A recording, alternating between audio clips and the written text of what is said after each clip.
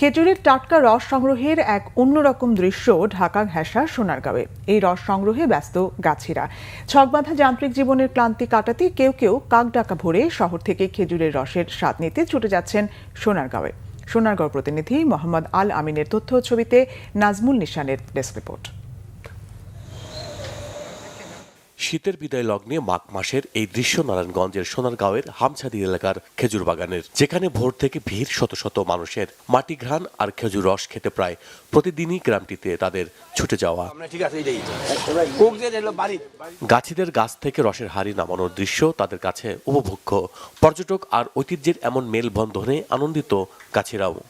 প্রতি বছর খেজুর রস খেতে আসি এবং খুবই সুস্বাদু। এই কুয়াশার মধ্যে মাটির হাঁড়িতে খেজুরের রস খেয়ে আমার অনুভূতিটা খুবই অসাধারণ। আমি এই প্রথম খেজুরের রস খেলাম মাটির হাঁড়ি করে, খেতে খুবই অসাধারণ এবং সুস্বাদু ছিল। আমি আশা করি আবারও আসবো এখানে খেতে খেজুরের রস। শীতের সকালে আমি এখানে এসেছি খেজুরের রস খেতে। এটার স্বাদটা সত্যি অসাধারণ এবং প্রকৃতির মাঝে টাটকা খাবার খেয়ে একদম সেই মজা লাগছে।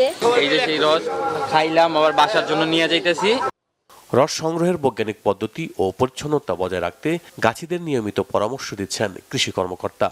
আমরা কৃষি বিভাগের পক্ষ থেকে নিয়মিত এটা পরিদর্শন করি এবং প্রয়োজনীয় পরামর্শ দিয়ে থাকি এবং চেষ্টা করি যে তাদেরকে প্রশিক্ষণের মাধ্যমে এবং বিভিন্ন সহযোগিতার মাধ্যমে এটা কিভাবে আরো সমৃদ্ধ করা যায় এবং আরো সম্প্রসারণ করা যায়। রস উৎপাদনে সরকারের বিভিন্ন উদ্যোগের পাশাপাশি প্রণোদনার দাবি জানিয়েছেন গাছিরা। Bangla Vision news desk.